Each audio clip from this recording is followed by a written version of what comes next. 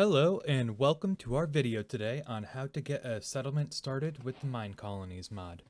While incredibly robust and complex, Mine Colonies can sometimes be a bit vague on how some of its mechanics actually work. By the end of this video, you should be able to start your own settlement and know how to place buildings as you like. Without any further ado, let's get into it.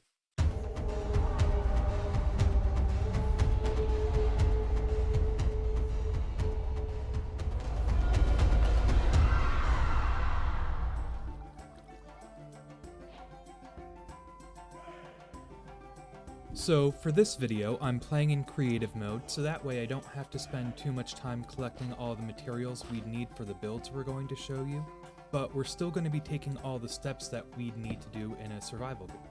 With that in mind, the first step is going to be setting down a starter camp. We can make it by getting 5 chests and then arranging them in the same pattern as you would do to make a boat out of planks. So, now that we have the starter camp item, we can place it down. Making a starter camp is different from other buildings made by the Mine Colonies mods in a few ways. First things first, you don't require any materials to build the camp aside from the camp item itself made from those chests. Whereas with other buildings in Mine Colonies, if a building is, say, made with planks and cobblestone, we need all of that to actually make the building.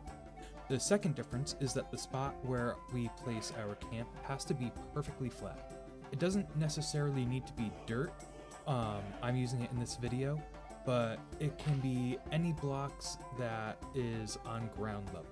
Grass usually isn't a problem, but decoration items, crop bushes, flowers, stuff like that usually prevents the camp from being built. With the supply camp built, we can go ahead and get started on our settlement. Each supply camp comes with a set of starter items, including this Town Hall and Builder's Wand. It also comes with a full suite of wooden tools and some food, but that's not important for this video. So, the Town Hall is used to start a settlement and is the first official building to be placed in the town. It claims all land within one chunk for the founding player, and only that person and the people they whitelist are allowed to edit blocks in the claimed area. Note that means that supply camps are raidable until a town has been placed and activated and the supply camp is within the claimed land. Alright, so we're going to take a look at the builder's GUI right now. So it'll show all buildings you can do. So we're going to select Town Hall since we don't need any decorations right now. And it'll show you all the different styles and levels available. When you build something, it always starts at level 1 and then you upgrade it up to level 5. You can see there's a ton of different styles here to choose from. A lot of them have their own perks, but a lot of them have their own building tools or building materials required. So make sure you pick one where you know you're going to be able to acquire those resources easily. We're going to go with wooden right now just because it's simple and easy to go with, and it'll be good for this tutorial. You can press escape to walk around and make sure that it's in a good location. You can move it in all 3 axes, 1 block at a time. And once you decide that it's good, you can click on the green check mark to go ahead and place that item. With a good spot for our town hall placed, the building item has been removed from our inventory. That's because it's in the world now and interactable by us and any players allowed to interact with our settlement. Note that we didn't have to clear any land for it, as the workers that will eventually come are capable of doing that by themselves. Now, to have colonists start building things for themselves, we need to assign someone to be a builder. Like with any job in the settlement, they need a place to work at it. So we're going to go into our in-game wiki to see how to make a builder's hut and make the required items. Most buildings follow this format of a builder's wand, an item, and 7 planks of any kind. And by the way, they don't need to be the same type of wood. You can mix and match if you're running low. Also, the builder's wand does not get used up when making any buildings like this, so it'll just pop right back to your inventory once you exit the crafting menu. So we have our builder's hut placed, so now we're going to go up to the building block and enter the GUI. This quick guide here really shows us nothing, so here's what you've got. Manage workers allows you to see who can be hired at this building and who is currently working there. The default is to have this on autopilot, so you don't need to worry about it. Recall worker will teleport any workers back to the job block. Build options allows you to upgrade and what materials you need to upgrade, and this includes going from level 0 to level 1. Pickup priority designates which buildings couriers should focus on once you've constructed your warehouse and courier huts. List of recipes show what workers at the building know how to make.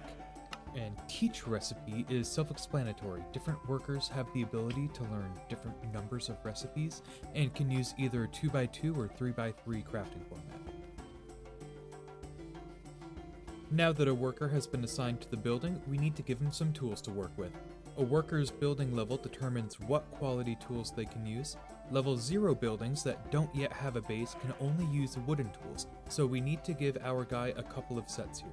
Tools still degrade for workers like they do for players, so one of the bigger chores for Minecolonies is going to keep your workers in good supply.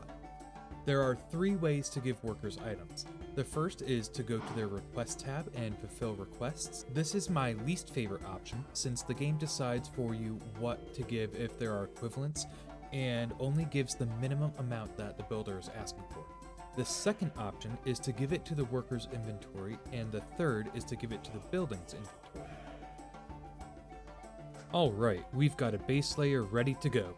You'll see not everything is filled in, and that's because the builder only fills up or digs down to the level that he needs to. Talking to him now will bring up a list of requests to keep building, which we're going to just pull from the creative menu to speed things up so that way we're not spending 5 hours on this video collecting wood and cobblestone and all of that. So now that we've given him just about everything he needs to make the base level, we're just going to sit back and watch the builder go. Once the fireworks come in, that'll let us know that he's done, and the builder will be ready to move on to other jobs like making the town hall, decorations, or other job sites. He can only build up to the level that his job site is at. So if we have a level 1 town hall and we wanted to upgrade that to level 2, we would first have to upgrade the builder to level 2. Alright, and that's all for this video. There's a lot more to learn with Minecolonies, but once you understand the basics, a lot of the fine details can be found in the Minecolonies wiki, which we will include a link to in the description down below.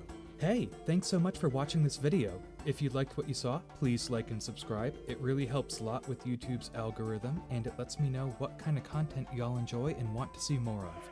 Also, as of the making of this video, we are still trying to get interested content creators on board with the Edgemont server and grow the hype around that. So, please share that video with anyone you know who enjoys a cottagecore Minecraft experience as much as we do, and hopefully we can make something really special with that.